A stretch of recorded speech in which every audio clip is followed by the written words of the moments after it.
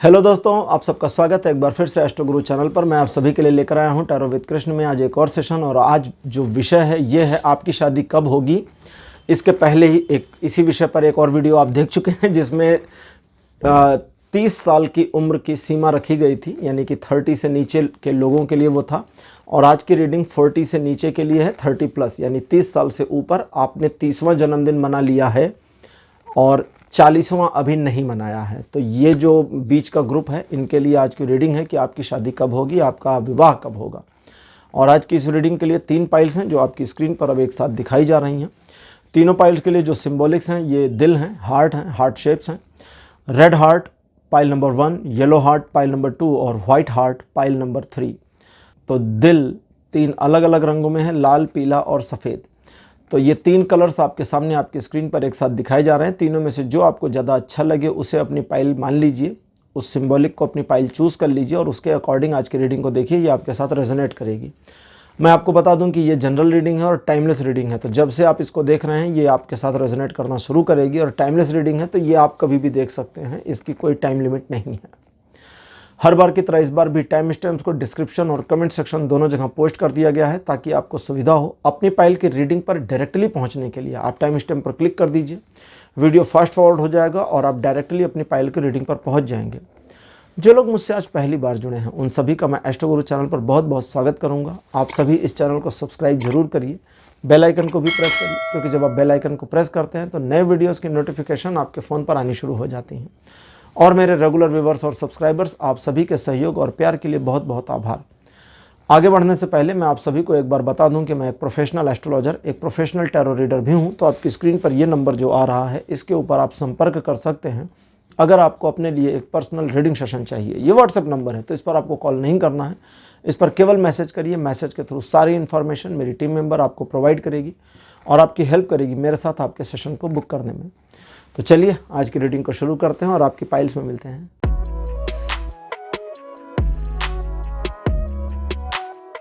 Hello pile number 1, आप सबका स्वागत है आपकी रीडिंग में। आपने रेड हार्ट यानी लाल रंग के दिल को चुना था, मेरे बगल में उसको लगा दिया गया है। चलिए आपके लिए रीडिंग शुरू करते हैं।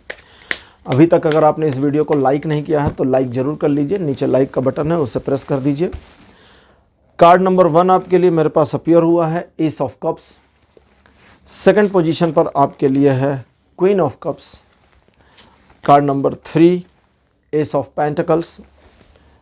कार्ड नंबर 4 आपके लिए है 8 ऑफ वॉन्ड्स। और आपके लिए अंतिम कार्ड जो लास्ट मेरे पास अपीयर हुआ है, this one is 6 of cups. तो पाइल नंबर 1 आपके लिए मेरे पास 5 कार्ड्स आ चुके हैं ट्रेडिशनल टैरो डेक से। और जैसा कि आज का विषय है आपकी शादी कब होगी, तो सबसे पहली चीज़ तो ये जान लें कि आपकी शादी की अनफॉर्चुनेटली एक टाइमलाइन जा चुकी है और उस टाइमलाइन में आपकी शादी हुई नहीं। जब आप 28 साल की उम्र पे थे या 28वां साल आपने पार किया था तब आपकी शादी की एक समय रेखा थी।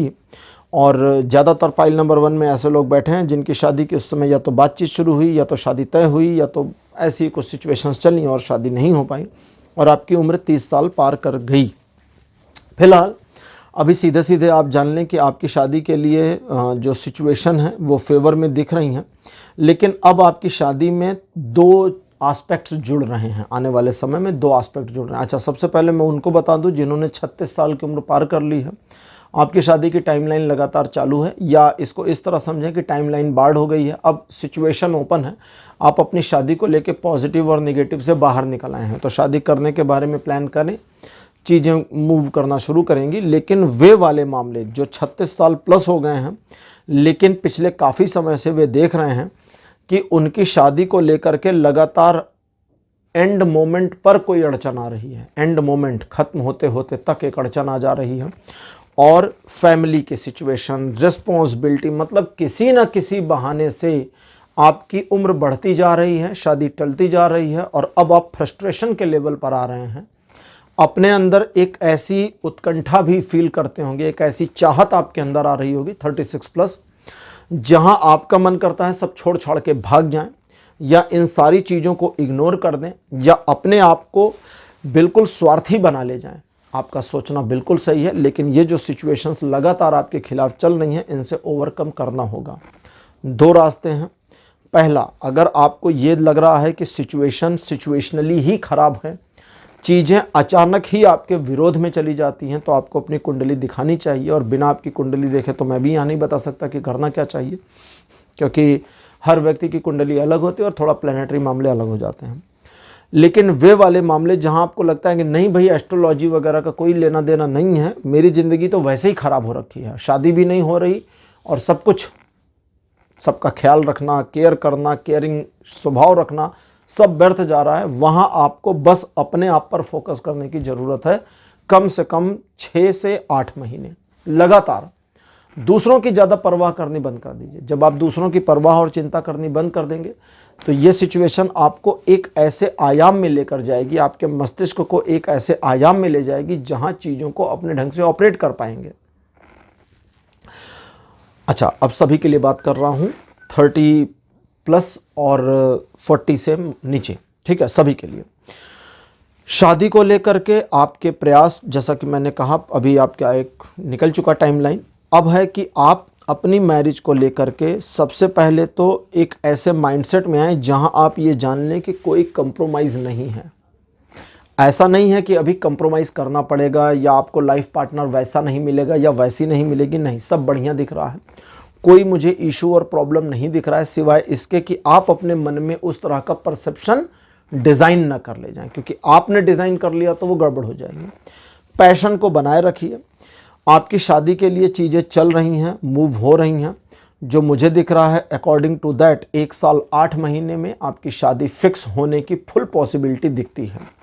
एक अलग सिनेरियो, ये वाला तो बता दिया, एक अलग सिनेरियो है जिसमें अगले 6 महीने में आपको एक ऐसा पॉजिटिव रिस्पॉन्स मिलना शुरू हो जाएगा किसी से, चाहे रिलेटिव्स हो, चाहे फैमिली हो, चाहे फ्रेंड्स हो, चाहे मैट्रिमोनियल साइट हो, कहीं से एक ऐसा रिस्पॉन्स मिलना शुरू होगा जो आपके अंदर के मोटिवेशन को ऊपर भी करेगा और डिमोटिवेशन भी देगा। डिमोटिवेशन क्यों देगा? क्योंकि आपको लगेगा यार ये सब तो पहले भी हो चुका है और ये जब पहले ख़राब हो चुका तो इस बार फिर ख़राब हो जाएगा। तो इस बारी ना ख़राब के बारे में थोड़ा मत सोचिए, इस चीज़ को नॉर्मलाइज करने की कोशिश करिए। शादी को लेकर के आपके जो समय है, एक तरह से इसको समझें, आपका एज 30 साल पार कर गया वो अलग बात है, लेकिन शादी को लेकर के जो समय वाला मामला है वो आपके विरुद्ध मुझे नहीं दिखता।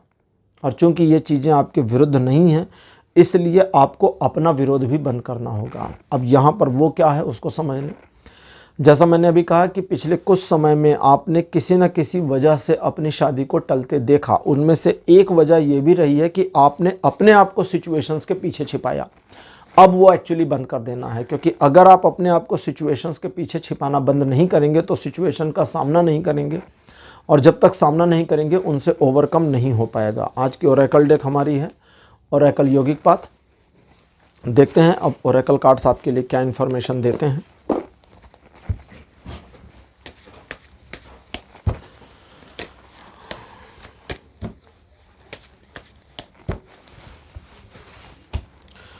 कार्ड नंबर 1 आपके लिए मेरे पास है काफ। सेकंड पोजीशन पर आपके लिए जो कार्ड है ये है ललिता त्रिपुर सुंदरी। माता त्रिपुर सुंदरी 10 महाविद्या में से एक हैं, ठीक है। एस्ट्रो गुरु चैनल पर एक प्लेलिस्ट है 10 महाविद्या का, आप उसे देख सकते हैं। ओजस कार्ड नंबर 3 आपके लिए 4th पोजीशन पर है सत्वा, और अंतिम कार्ड आपके लिए अपीयर हुआ है सहस्रार। सारे पॉजिटिव ओरेकल में भी आए हैं, कोई कार्ड नेगेटिव नहीं आया है। और ओरेकल कार्ड जो बताते हैं अकॉर्डिंग टू दैट आपके लिए बस ये समझ लीजिए कि शहनाइयाँ बजने वाली हैं और जल्दी ही आपको अपनी शादी से जुड़े मामलों में समस्याओं के समापन को देखना होगा। ये हो रहा है क्योंकि चीज़ें उस तरह से मुड़ रही हैं, लेकिन आपको भी अपने अंदर की तैयारी करनी होगी। ललिता त्रिपुर सुंदरी माता का कार्ड जो कहते हैं कि अपनी एंजाइटी दूर कर लो, अपने अंदर के तनाव, अंदर की पीड़ा को हटा दो, क्योंकि उसे कैरी, ठीक है, वो पास्ट में किसी इंसिडेंट, किसी सिचुएशन की वजह से रहा है, वो अलग बात है, लेकिन उसे कैरी फॉरवर्ड करना, साथ लेकर के आगे बढ़ना बिल्कुल समझदारी नहीं है, क्योंकि इसका लाभ आपको नहीं मिलेगा।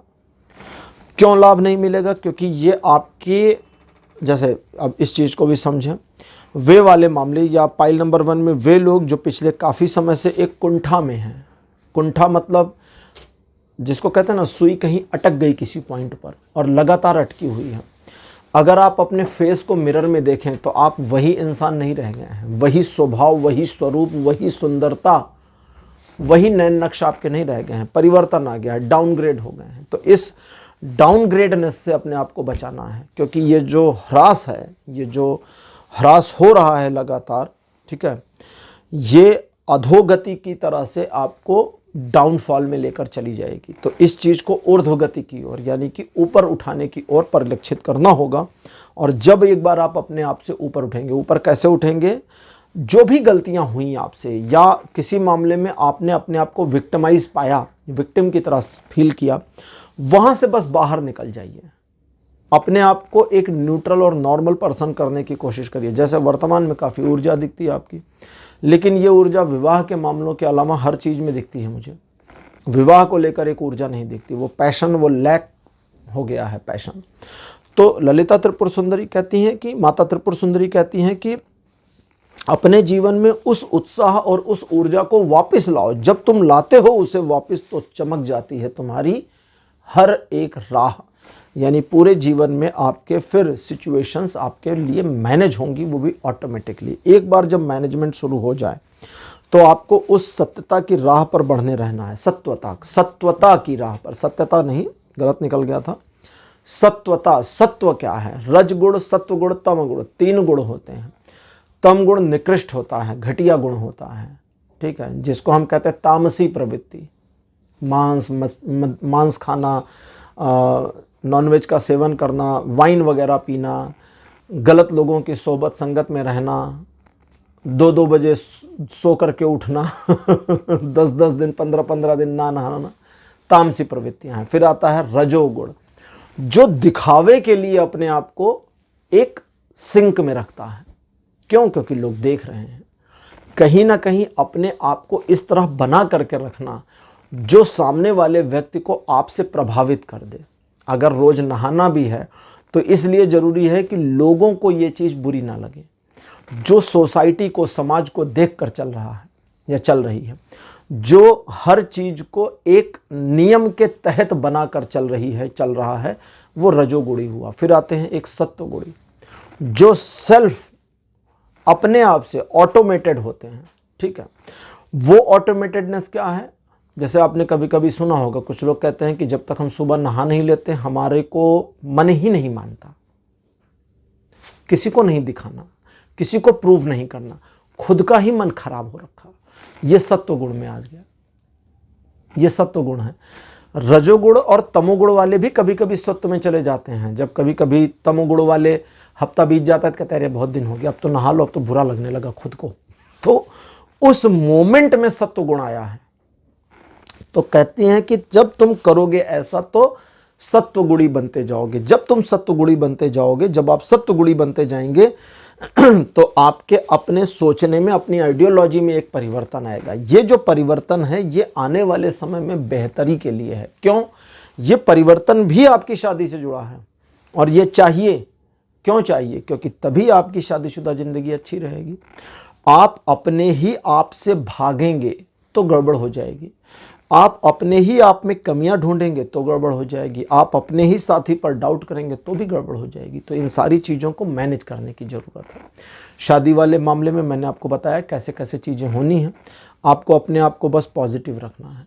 यहाँ शादी को लेकर के ज़्यादा परेशान नहीं होना है, लेकिन उस वाले मामले में ज़रूर होना है जहाँ हर बार सिचुएशन एंड मोमेंट पर जाकर अटक गई, रुक गई, टूट गई, और ये लगातार हो रहा है और आपकी एज 36 साल पार कर गई है। तो आपको आपकी कुंडली दिखानी पड़ेगी। बिना कुंडली देखे फिर नहीं बताया जा सकता कि किस प्लैनेट को मैनेज करना है, समस्या कहाँ पर है, ठीक है। फिर एक तरह समझिए जैसे ब्लड टेस्ट रिपोर्ट आती है ना, फिर डॉक्टर बताते हैं क्या करना है, कौन सी दवाई चाहिए। तो हम भी वैसे ही करते हैं। जब तक कुंडली हमारे लिए एक ब्लड टेस्ट रिपोर्ट जैसी होती है। टैरो इंफॉर्मेशन, गाइडेंस, फ्यूचर सब कुछ बताते हैं, लेकिन कहीं कहीं वो स्पेसिफिक प्लैनेट वाले मामले में टैरो भी जाकर फंसते हैं। तो अब वो कुंडली देख के ही बताएंगे, लेकिन अदरवाइज चीज़ें ठीक दिख रही हैं, आपके फेवर में हैं। तो अपने अंदर एंजाइटी फीलिंग ना लेकर आएँ, अपने आप को डिप्रेस खुद से ना करें, अपने आप को ऊपर उठाने की कोशिश करें। अगर कहीं कोई गलती पास्ट में हुई भी है तो उस गलती से ओवरकम करें। गलतियां तो होती रहती हैं भाई, ऐसा थोड़ी ना गलतियां बंद होंगी, अभी आगे भी बहुत गलतियां करेंगे, सबसे होती हैं गलतियां। तो उससे ओवरकम करें, अपने पैशन को बनाने की कोशिश करें। किस चीज़ में बनाने की कोशिश करें? अपने लिए बनाने की कोशिश करें। जब आप अपने बारे में अपने लिए सोचते हैं और उसमें दूसरों का शामिल होना नहीं होता तो चीज़ें अलग ढंग से ऑपरेट होती हैं। तो थोड़ा ये करें, ये चीज़ें आपको बेहतरी की ओर ले जाएंगी। सहस्रार का कार्ड जो कहता है एक मानसिक सुकून और शांति कर रही इंतजार, लेकिन उस मानसिक सुकून और शांति को पाने के लिए छोड़ना होगा भूत छोड़ना होगा भूत मतलब पास्ट। और अगर पास्ट को आप छोड़ते हैं और आगे बढ़ने को तैयार हैं तो सब कुछ बेहतर हो जाएगा, तो पाइल नंबर 1 ये थी आपकी आज की रीडिंग। आज की रीडिंग आपको कैसी लगी? अपने एक्सपीरियंस, अपने अनुभव कमेंट सेक्शन में ज़रूर लिखिएगा। इस वीडियो को लाइक करिए, शेयर करिए और चैनल को सब्सक्राइब करना मत भूलिएगा। अगले वीडियो में आपसे फिर मिलूँगा। Bye bye.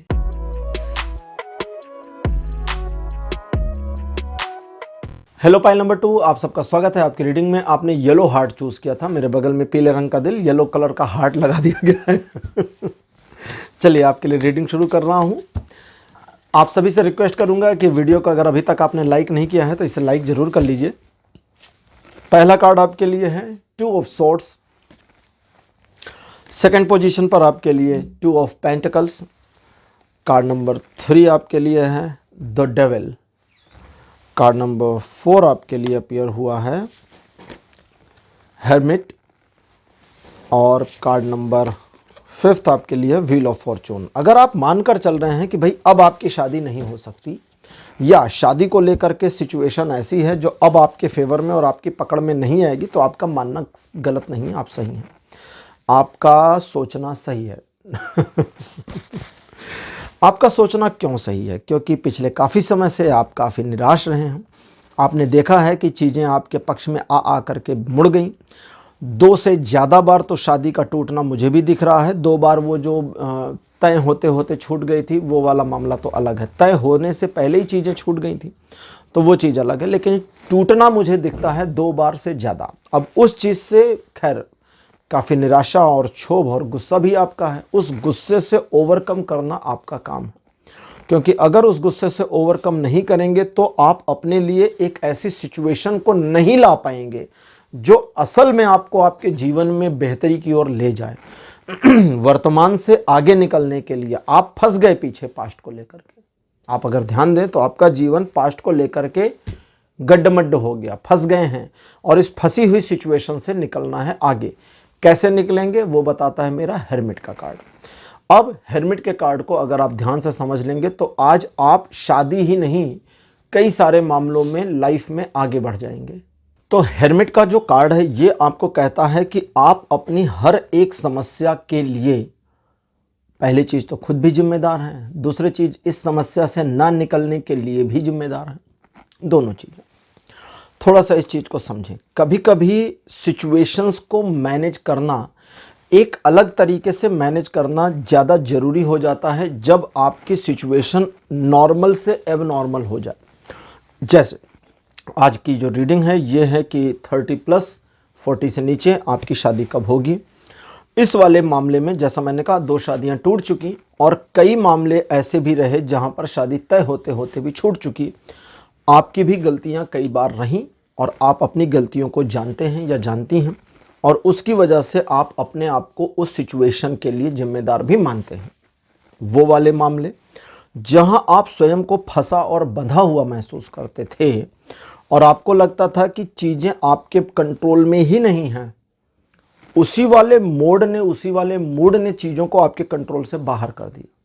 इस चीज़ को थोड़ा ऑपरेट करना समझ लें ताकि व्हील ऑफ फॉर्चून जो आपके लिए एक सुनहरे भाग्य का कार्ड अपीयर हुआ है, यहां तक आप पहुंच सकें। बैरियर बना हुआ है पूरा, और इस बैरियर की वजह से वहां तक पहुंचना मुश्किल हो रहा है। सबसे पहले आपको बता दूं कि अगर आपकी उम्र 32 साल क्रॉस कर गई है, 32वां जन्मदिन आपने, 32nd जन्मदिन आपने मना लिया है, सेलिब्रेट कर लिया है। अच्छा जी, ये भी मामला है। एक 32वां, दूसरा 35वां, 2 अलग अलग आ रहे हैं। पहले 32वें की अगर 32nd बर्थडे आपने सेलिब्रेट कर लिया है तो यहाँ से लेकर 37th बर्थडे कंप्लीट होने से पहले आपकी शादी हो जाएगी। और अगर आपने 35th बर्थडे सेलिब्रेट कर लिया है तो अब आपके लिए 4 साल ओपन है, 40 से पहले हो जाएगी। 40वां जन्मदिन नहीं मनाएंगे, मतलब अपनी पत्नी या अपने पति के साथ मनाएंगे, ये बात है। चीज़ों को ऑपरेट करना हम सीख रहे थे। सबसे पहला काम ये करना है कि आप अपने मामलों को दूसरों के साथ लिंक और सिंक ना करें। जब आपका पर्सनल मामला हो तो पर्सनल लेकर चलें, उसको किसी के साथ जोड़ें नहीं कि इसका फैमिली पर क्या प्रभाव पड़ेगा, फलाने क्या सोचेंगे, धमाके क्या सोचेंगे, ये सारी चीज़ें हटा दें। लोग तो कुछ भी सोचते हैं भाई। अभी किसी ने मेरे वीडियो पर लिख दिया था आपको ज्योतिष नहीं आता। मैंने लिखा ठीक है भाई, आपको ज़्यादा आता होगा, मैं क्या करूं, अब मैं उनके दिमाग का इलाज तो करा नहीं सकता। ठीक है, अपनी मर्जी, भारत स्वतंत्र है, कुछ भी बोलिए भाई, लोग कुछ भी करते हैं। तो ज़्यादा बॉदर करना आपके लिए गड़बड़ है, ठीक। तो उस चीज़ को थोड़ा सा छोड़ें, क्योंकि पहले थोड़ा पास्ट की देखें, आपने ध्यान दिया होगा कि वो उस तरह की सिचुएशन कंट्रोल में तो आती नहीं है और चलती अपने ही हिसाब से है। आप कितना भी कुछ कर लीजिए, तो उसे कंट्रोल करने की कोशिश छोड़ देनी होगी। जब आप कंट्रोल करने की कोशिश छोड़ेंगे तो क्या होगा, तभी तो गिल्ट बनेगी।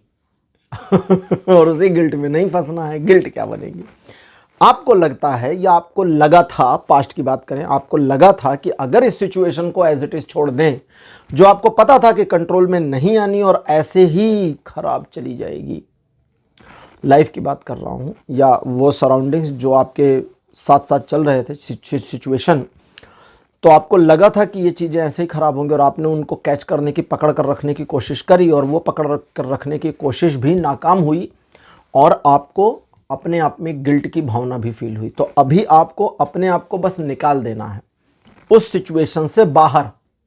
अगर आप अकेले बाहर निकल दे तो अकेले बाहर निकल जाइए। आपके लव्ड वंस, आपके सराउंडिंग, आपके कलीग, आपके इष्ट मित्र, दोस्त यार, परिवार, रिश्तेदार उस सिचुएशन में थोड़ा परेशान हो जाते हैं तो उनको थोड़ा हो जाने दीजिए। आप अगर बाहर हैं तो मदद कर सकते हैं।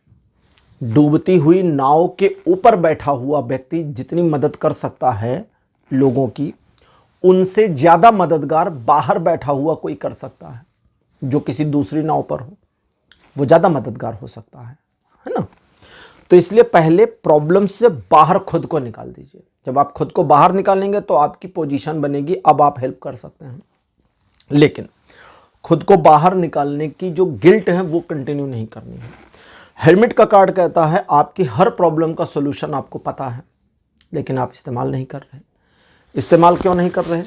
क्योंकि कई बार आपको ऐसा लगता है कि आपके वो सोल्यूशन सही नहीं हैं, कई बार आपको लगता है बड़े सेल्फिश हैं, कई बार आपको लगता है कि आप उन चीज़ों को यूज़ करके असल में दूसरों का दिल दुखाएंगे। अब तो ना यूज़ करने का भी आपके पास एक्सपीरियंस है, ना यूज़ करके भी आपने कुछ बेहतर तो कर नहीं लिया है, तो अब यूज़ करिए। अगर आप सिर्फ अपने को ऊपर रखते हैं, अपनी चीज़ों को बेहतर करते हैं और अपने आप को आगे निकाल लाते हैं प्रॉब्लम से बाहर, तो आपके लिए सिचुएशन ठीक हो जाएंगी। कभी भंडारे में खाना खाया आप लोगों ने? बड़ा टेस्टी होता है। अगर कहीं भंडारा हो रहा हो तो आपने ध्यान दिया होगा कि अच्छे कपड़े पहने लोग भी लाइन में आ जाते हैं। क्यों? क्योंकि वो टेस्ट कहीं नहीं मिलता। लेकिन अब जिसके पास पैसा ही ना हो, जो बिल्कुल गरीब हो, जिसके खुद के घर खाने को ना हो, वो भंडारा कहाँ से करेगा? भंडारा करने के लिए भी आपके पास भंडार होने चाहिए ना। तो पहले खुद को निकालिए, मदद के लायक बनिए, फिर मदद करिए। बिना लायक हुए मदद नहीं करनी है, मदद की पोजीशन में आइए, तब हेल्प करनी है। ठीक, जब आप खुद को निकाल ले जाएंगे तब क्या होगा? फॉर्चुनेटली चीज़ें आपके फेवर में आएंगी। अब उस फॉर्चुनेटली में दो आयाम हैं। पहला आयाम, सिचुएशनली चीज़ें आपके पक्ष में आएंगी, उन सिचुएशंस का बेनिफिट उठाना है, दोहन करना है। शादी के मामले में सिचुएशन आपके पक्ष में आ रही है, मैंने टाइमलाइंस आपको बता दी हैं, उसी टाइमलाइन के अकॉर्डिंग चीज़ें चलेंगी। और वो चीज़ जहां आपको लगता था कि कंप्रोमाइज़ करना पड़ेगा लाइफ पार्टनर के मामले में, तो हाँ कंप्रोमाइजिंग में तो है थोड़ा सा, लेकिन 20% से ज़्यादा नहीं है।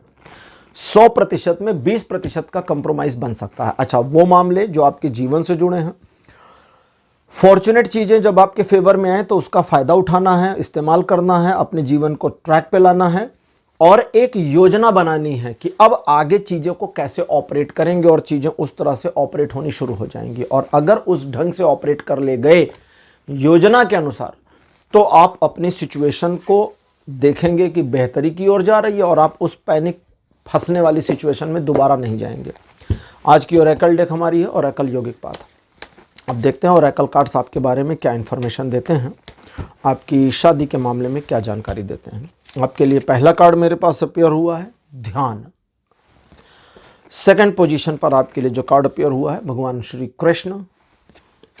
कार्ड नंबर 3 आपके लिए है माता धूमावती। फोर्थ पोजीशन पर आपके लिए हैं भगवान बुद्ध। और अंतिम कार्ड आपके लिए हैं तंत्र। माता धूमावती के बारे में कहा जाता है कि ये क्षुब्ध हो गई थी, नाराज हो गई थी भगवान शिव के ऊपर, और इन्होंने भगवान शिव को उठाकर अपने मुख में रख लिया था। जब इन्होंने भगवान शिव को अपने मुख में डाल दिया तो इनके शरीर से धुआं निकला, और उसी धुएं के कारण इनका जो स्वरूप था, उसी धुएं के कारण मतलब एक तो शरीर से धुआं निकला, दूसरे इनका शरीर तुरंत ही उस समय काला पड़ गया। आंखें भीतर की ओर धंस गई, गाल पिचक गए, पूरा विभत्स स्वरूप हो गया। मतलब विकृत, विभत्स मतलब यहाँ विभत्स वो काली जी वाला विभत्स नहीं है, गुस्से वाला नहीं है, विकृत स्वरूप हो गया। इनको कहा जाता है कि इन्होंने अपने उस मोमेंट में सुहाग का निषेध कर दिया था, क्योंकि शिव ही पति थे और पति को खा लिया, तो सुहाग का निषेध कर दिया। इसलिए इनको, इनका जो स्वरूप है वो विधवा का स्वरूप है। इनके रथ के ऊपर कौवा बैठा हुआ है और इनका पूरा शरीर कृष्णकाय हो गया है। कृष्णकाय मतलब काले रंग का हो गया है, लेकिन कांतिमय नहीं है। भगवान कृष्ण वाला कालापन नहीं है, वो दमकती हुई कांति है, नहीं, ये कृष्णकाय। यहां पर डलनेस आ गई है। ये सारी डलनेस इसलिए आई क्योंकि उस मोमेंट में जो निहित था वो ना करके जो अनिहित था वो कर दिया, जो करना था वो ना करके जो नहीं करना था वो कर दिया। तो वही आपको नहीं करना है।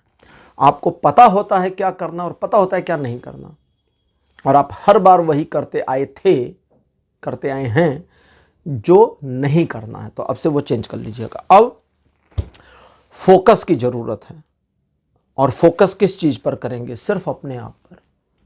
कभी कभी मैं टैरो रीडिंग में अपने कहता हूं स्वार्थी बन जाइए। मेरा जो पर्सनली मानना है, इस दुनिया को जितना नुकसान परमार्थियों ने पहुंचाया उतना स्वार्थियों ने कतई नहीं पहुंचाया। भगवान बुद्ध अकेले ज्ञान को खोजने गए थे, ठीक। अगर भगवान बुद्ध सोचिए 50 लोगों को और ज्ञान खोजने के लिए ले जाते तो क्या होता? उनको खुद भी ज्ञान न मिलता और बाकियों को भी ना मिलता। सत्य के बारे में कहते हैं इसे हमेशा अकेले लोगों ने जाना है। दूसरों का भला करने के चक्कर में कभी कभी ऐसे अनर्थ कर्म हो जाते हैं जो सचमुच नहीं होने चाहिए। भगवान राम अपनी पत्नी को बचाने के लिए रावण को मार दिया, पूरी दुनिया का भला हो गया। परम स्वार्थ की बात थी, मेरी पत्नी मेरे पास वापस आनी चाहिए।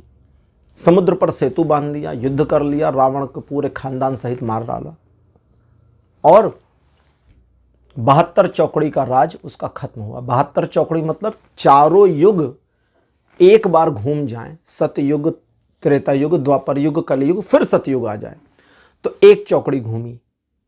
ऐसे ही 72 चौकड़ी घूम चुकी थी। कहीं कहीं 36 चौकड़ी के भी जिक्र आता है, अलग अलग जगह पे अलग अलग है। तो बहुत समय से रावण का राज्य था, बहुत समय से त्राही मची हुई थी। ये एक कलयुग नहीं है, या ये केवल एक कल्प नहीं है, ऐसे कई कल्प हो चुके हैं, ठीक है, कई कल्प बीत चुके हैं। तो कई कल्पों के बाद ये अलग कल्प आया है, और ये जो अभी प्रेजेंट चल रहा है ये 28वां कलयुग है। ये जो नया कल्प है उस नए कल्प का 28वां कलयुग है, ठीक है। बड़ी गूढ़ बातें हैं, उसको छोड़ते फिर रीडिंग पे आते हैं। तो आपको फोकस करना होगा अपने आप पर, और आप जितना निहित अपने ऊपर फोकस करेंगे उतना आप अपने कर्म के प्रति सचेतता पाएंगे। जितनी सचेतता आपको अपने कर्म, अपने कर्मा के प्रति आएगी कि मुझे ये करना अपेक्षित है, मुझे ये इस समय यही निहित है, यही करना चाहिए। अर्जुन अगर अपनों को नहीं मारता तो धर्म ना होता। उस समय वही धर्म था, इसलिए कृष्ण ने कहा मार इसको, सबको मारो। तो आपका कर्म क्या है ये आपको पता है और वही करना है आपको, लेकिन वो निषिद्ध कर्म नहीं करना जो आपको पता है मुझे नहीं करना चाहिए। मन उधर ही डोलेगा, लेकिन रोकना है। जब आप ये करते हैं तो आपको सबसे पहले क्या मिलेगा? भले आपको लगे आप स्वार्थ में जा रहे हैं, भले लगे मैं परम स्वार्थी हो रही हूं, परम स्वार्थी हो रहा हूं, लेकिन फिर फील क्या आएगा जब आप उसको करोगे? तो एक शांति का अनुभव होगा, और वो जो शांति का अनुभव होगा वही आपके जीवन को ट्रांसफॉर्म करेगा। तंत्रा का कार्ड लॉर्ड बुद्धा के बाद कहता है कि फिर तुम्हारे जीवन में फूल खिलेंगे उस तरह जैसा तुम चाहते हो खिला देना। आपके जीवन में चीज़ों का सेट हो जाना, आपके जीवन की पाइल नंबर 2 जो लोग रीडिंग सुन रहे हैं उनके लिए जो यहाँ है वो मैं बता रहा हूँ। आप जानते हैं कि आपके जीवन की गाड़ी पटरी से उतरी हुई है, न सिर्फ शादी के मामले में बल्कि मल्टीपल मामलों में। खूब कोशिश करने के बावजूद ऑन द ट्रैक नहीं आ रही। जो मैंने कहा वो करके देखिए, 6 महीने के भीतर आपकी ट्रेन पटरी पर ना आ जाए तो कहिए, आप करिए इस चीज को। लेकिन अब पटरी पर आने के बाद ही मामला नहीं खत्म होता ना। ट्रेन अगर पटरी पर खड़ी है तो कहीं जा तो रही नहीं है, पटरी पर आ गई, अब ले जाना होगा। तो तंत्र का कार्ड कहता है अब चलो आगे, अब बढ़ो यहां से और वो करो जो करना है, वो लक्ष्य हासिल करो जो लक्षित है, जो अभीष्ट है, जो हासिल ही कर लेना है, जिसके बारे में सोचा गया है, जिसके बारे में कल्पनाएं करी हैं। शादी तो छोटी सी बात है, हो ही जाएगी आपकी, आपको परेशान नहीं होना है। तो पाइल नंबर 2 आपके लिए ये रीडिंग यहीं कंप्लीट होती है। आज की रीडिंग आपको कैसी लगी? अपने एक्सपीरियंस, अपने अनुभव कमेंट सेक्शन में जरूर लिखिए। इस वीडियो को लाइक करिए, शेयर करिए और चैनल को सब्सक्राइब करना मत भूलिएगा। अगले वीडियो में आपसे फिर मिलूंगा। Bye bye.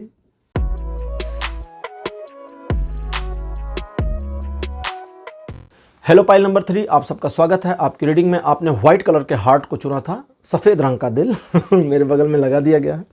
चलिए आज की रीडिंग को शुरू करते हैं। इस वीडियो को आपने अगर लाइक नहीं किया है तो इसको प्लीज़ लाइक जरूर कर लीजिए। कार्ड नंबर 1 आपके लिए है night of pentacles. Second position पर आपके लिए कार्ड है 3 ऑफ कप्स। कार्ड नंबर 3 आपके लिए है 3 ऑफ वॉन्ड्स। फोर्थ पोजीशन पर क्वीन ऑफ वॉन्ड्स। और आपके लिए अंतिम कार्ड मेरे पास अपीयर हुआ है द हैंग्ड मैन।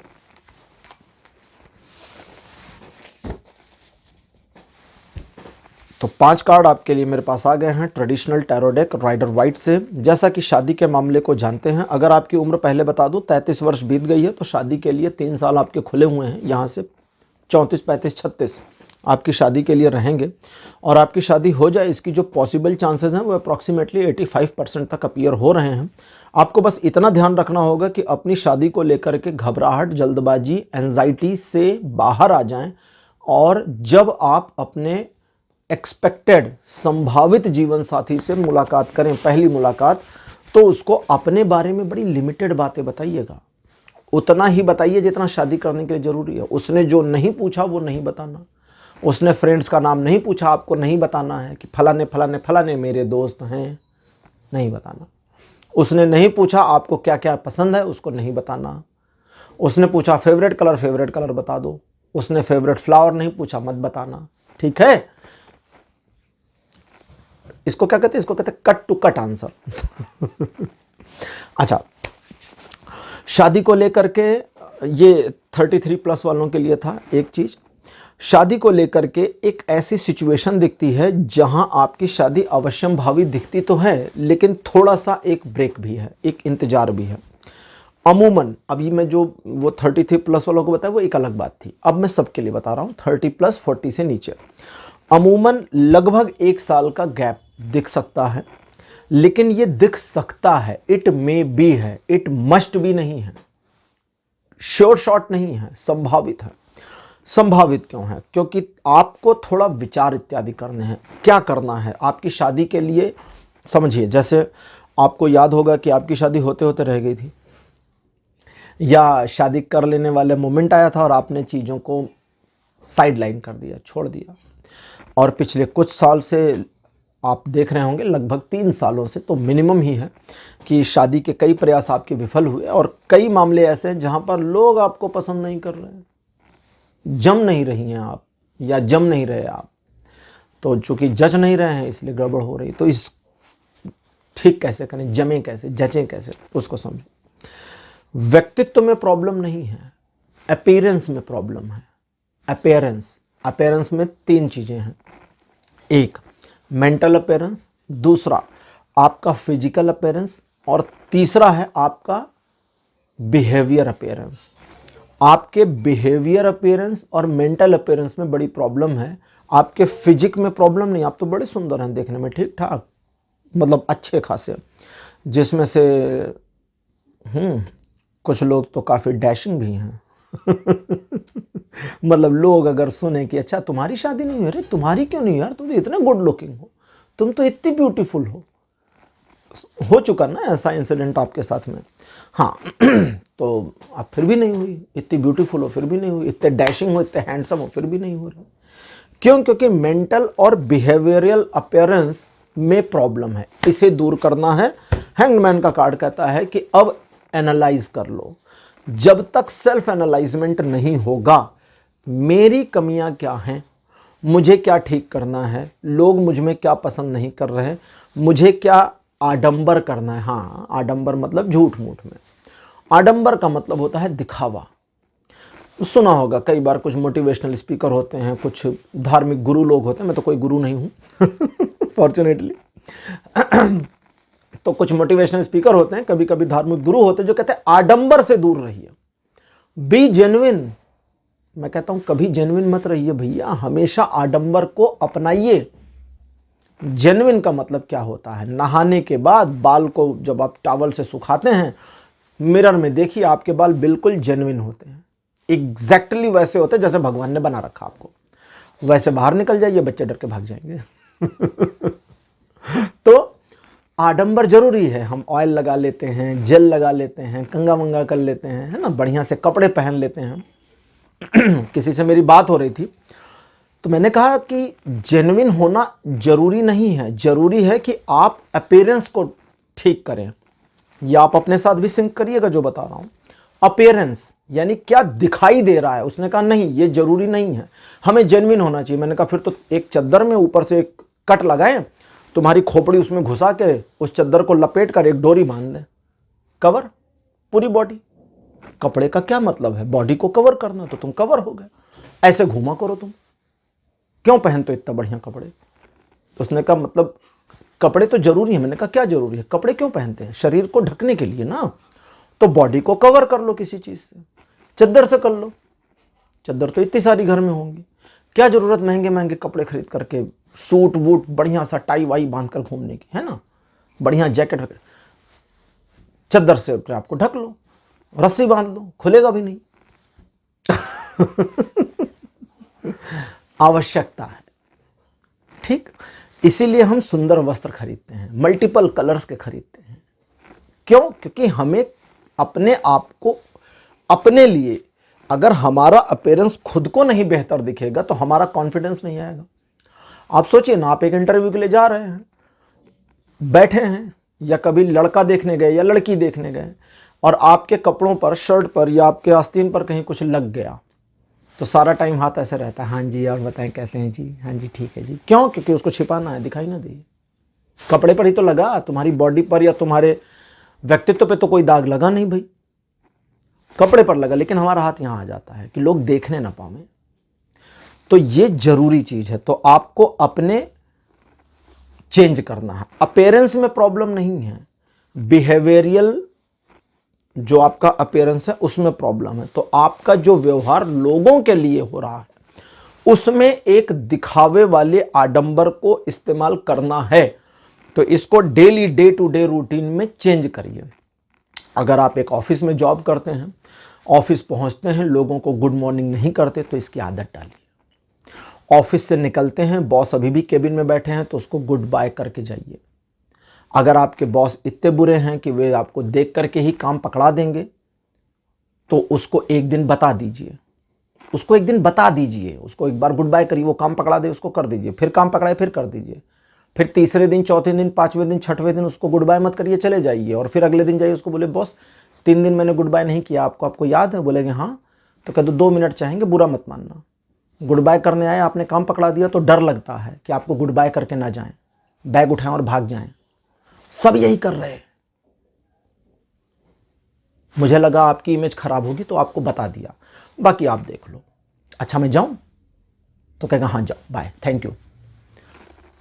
उसमें भी सुधार आएगा। हर कोई इंसान है, हर कोई इंसान है, कोई इंसल्ट नहीं है। ठीक है, इस चीज को समझें। अपने व्यवहार में एक ऐसा आमूलचूल परिवर्तन करने की कोशिश करें जो लोगों को आपके बारे में एक पॉजिटिव एस्पिरेशन में ले आए, कि लोग आपको लेकर के पॉजिटिव हो जाए। कह रहे यार आजकल तुम्हारा थोड़ा सा चेंज हो गया है कुछ, तो कहते बस ऐसे ही थोड़ा सा, आई एम कूल। करिए इसको। अगर आपको लगता है कि ये दिखावा है तो हाँ दिखावा कर लीजिए, क्योंकि ये दिखावा जरूरी है, लेकिन अब इसमें अतिरेकता नहीं करनी। अतिरेकता मतलब अब ये नहीं कि ऑफिस में मेन डोर से घुसे वहां से लेकर अपनी सीट तक सबको गुड मॉर्निंग करते जाएं, ठीक, हर एक को पकड़ पकड़ कर, ये अतिरेकता हो गई, यानी एक्सट्रीमनेस हो गया। एक्सट्रीम नहीं करना है, थोड़ा सा प्लीजेंट रहना है, लेकिन एक्सट्रीम से बचना है। थोड़ा मिडिल वे अपनाएंगे तो बढ़िया समझ में आ जाएगा, आप अपनी गलतियों को सुधार पाएंगे। अच्छा, दूसरे वे लोग जो आपके अपने हैं, आप उनसे इस मामले में थोड़ी सी सलाह ले सकते हैं कि आपको बिहेवियरल अपीयरेंस में क्या सुधार करना है। एक, अब आते हैं आपके मेंटल अपीयरेंस पे। मेंटल अपीयरेंस में सिर्फ इतना ही सुधार करना है कि आप अपनी इमेज को बनाने की कोशिश ना करें, आप ये जताने की कोशिश ना करें, ये, या इसको इस तरह समझें, आप ये कोशिश ना करें कि सामने वाले आपको पसंद करें। इस चीज की भी कोशिश को हटा दें कि दूसरे पर्सन के नजर में आपके बारे में एक अच्छा परसेप्शन बन जाए। ये सारी कोशिशें इन चीजों को बनने से रोक देती हैं। इस कोशिश को हटा दीजिए, आपके बिहेवियरल और मेंटल अपीयरेंस में चेंजेस आ जाएंगे, जो आपको आने वाले समय में, अगर आप अपने एक्सपेक्टेड लाइफ पार्टनर से मिलते हैं तो पहली बार में भा जाएंगे, प्यार हो जाए आपसे, ऐसा होगा। इस चीज को ठीक करना होगा, और जब इस चीज को ठीक करेंगे तो चीजें आपके लिए उस तरह से फॉर्चुनेटली परिवर्तित होती चली जाएंगी। अब लेते हैं आज की हमारी ओरेकल डेक, जो कि है ओरेकल यौगिक पाथ, और देखते हैं कि ओरेकल कार्ड्स आपके लिए क्या इन्फॉर्मेशन देते हैं। वैसे लगभग रीडिंग आपके लिए हो ही चुकी है, सारी जानकारी आज मुझे राइडर वाइट ने ही दे दी आपके बारे में, लेकिन फिर भी ओरेकल कार्ड्स को देख लेते हैं। पहला कार्ड आपके लिए अपीयर हुआ है मणिपुर। सेकंड पोजीशन पर आपके लिए जो कार्ड अपीयर हुआ है, दिस वन इज समाधि। कार्ड नंबर 3 आपके लिए है संतोष। फोर्थ पोजीशन पर आपके लिए कार्ड है तापस, और आपके लिए लास्ट कार्ड है प्राण। यहां मैं बता दूं, मैंने कई बार बताया भी है, जो लोग नए जुड़े हैं वो भी जान लें कि प्राण का मतलब लाइफ नहीं है। यहां पर प्राण का मतलब है प्राण ऊर्जा। जो श्वास हम खींचते हैं अपनी नाक से, ऑक्सीजन लेते हैं ना, तो ऑक्सीजन के साथ एक और चीज हमारे भीतर जाती है जिसे प्राण कहते हैं। ऑक्सीजन तो हवा है, प्राण हमारे भीतर जाता है। अभी उसको हमने साइंटिफिकली नापना शुरू नहीं किया है, साइंटिस्ट अभी उसको नापने की मशीन नहीं बना पाए हैं। पता नहीं, हो सकता है 2-4 हज़ार साल में बना ले जाएं। और वो प्राण की वजह से ही, चूंकि वो प्राण हम खींच रहे होते हैं, इसलिए एक स्पेसिफिक ढंग से श्वास लेने की प्रक्रिया को प्राणायाम कहा जाता है। कहते हैं ना प्राणायाम, योग के कई सारे अलग अलग आसन होते हैं, कई सारे स्वरूप होते हैं, तो उसमें एक उसकी ब्रांच है जिसको प्राणायाम कहते हैं। तो उसी प्राण के साथ अपने आप को एक अलग ढंग में सिंक करना, या उस प्राण की ऊर्जा को सही ढंग से या एक स्पेसिफिक ढंग से मैनेज करना, जो अलग अलग परिणाम देगी। सांस लेने के ढंग से परिणाम अलग हो सकते हैं, इसलिए उसको प्राणायाम कहते हैं। चलिए, जैसे कपाल भारती करते हैं ना, तो सांस खींचते हैं छोड़ते हैं, उससे बहुत बड़े परिवर्तन आते हैं। ये उसकी एक छोटी सी विधा है, मतलब समझिए बच्चा है, प्राणायाम नहीं है कपाल भारती। अच्छा, आपके लिए जो मेरे पास ओरेकल कार्ड्स दे रहे हैं, अकॉर्डिंग टू दैट आप अपने आप को अपने में ही ढाल करके बेहतर करने की कोशिश करें। वही चीज दूसरे शब्दों में आ गई, और स्वयं के प्रति अपने आप को एक बैरियर में लेकर आए, जहां आप अपने बारे में इंफॉर्मेशन देते समय थोड़े सावधान रहें। अपने बारे में इंफॉर्मेशन देते समय अगर आप ये कर लेते हैं और अपने बारे में वो इन्फॉर्मेशन देते हैं जो उस समय निहितार्थ है, आवश्यक है, तो आपके जीवन में ट्रांसफॉर्मेशन और एक ऐसे परिवर्तन आएंगे जो आपको अपने आप में नीचे से ऊपर ले जाने में मदद करेंगे। यहाँ नीचे से ऊपर ले जाने का मतलब आपके अपने अंतर की अंतर यात्रा से है। अगर आप अपने अंतर की अंतर यात्रा में सही स्वरूप में आना शुरू कर देते हैं या एक सिंकिंग ले आते हैं जीवन में, तो आप देखेंगे कि जिन लोगों को इम्प्रेस करने की कोशिश आपकी थी या जिन लोगों को चाहते थे कि ये मुझसे प्रभावित हो जाएं, वे स्वतः प्रभावित हो रहे हैं और लोगों का परसेप्शन आपके बारे में बदलता चला जा रहा है। लेकिन लोगों के परसेप्शन जब आपके बारे में बदलें तो आपको उसे बस आत्मसात कर लेना है, एक्सेप्ट कर लेना है। किसी से कोई बात नहीं करनी, डिस्कशन नहीं करना, किसी को आइडिया नहीं देना, किसी को हेल्प नहीं करनी कि भाई तुम भी ऐसा करो तुम्हारे साथ भी हो जाए। क्योंकि जब आप उसको बता देते हैं कि तुम ऐसा करो तुम्हारे साथ हो, तो आप अपने ओर से लाइट हो जाते हैं, आपका तराजू हल्का हो गया, फिर आप गए। इसी वजह से आपको अपनी गूढ़ बातें किसी को नहीं बतानी चाहिए। जो कहते हैं ना, अपने गहरे राज छिपा कर रखो, उसका रीजन यही है। इसी वजह से कई बार पुराने ज़माने में कुछ योद्धा होते थे जो अपनी गहरे दांव किसी को नहीं बताते थे, क्योंकि अगर वो बता दिया तो वो खुद भूल जाएगा, क्योंकि उससे हल्का हो गया। तो वो क्या करते थे, कहीं लिख लेते थे, या लास्ट समय जब वो रिटायर वगैरह हो जाते थे फौज से, आर्मी से, तो उसके बाद वो किसी को बताते थे या किसी स्पेसिफिक एक शिष्य को बताते थे। ऐसे इंसिडेंट्स बहुत सारे हैं जहाँ गुरुओं ने कहा है कि मेरे सभी शिष्यों में तुम ही योग्य हो, तुम्हें ही मैं वो परम ज्ञान दूंगा। क्यों? क्योंकि उस चीज़ को रोका गया, उस चीज़ को रोका गया सही व्यक्ति के अपीयर होने तक, आने तक। तो ये ऐसा मामला है। और आप अपने आप में जितना ज़्यादा इस चीज़ को इस्तेमाल करेंगे जो आपको मैंने बताया, एक परिवर्तन स्वयं में देखेंगे और ये परिवर्तन पॉजिटिवली आपके व्यक्तित्व को, आपके स्वरूप को, आपकी सोच को और आपके मन को एक पवित्रता में लाता चलेगा, जो आपको किसी भी गिल्ट फीलिंग से बाहर ले आएगी। जहाँ तक शादी के मामले की बात है, तो आपके लिए ज़्यादा परेशान होने वाला मामला नहीं है।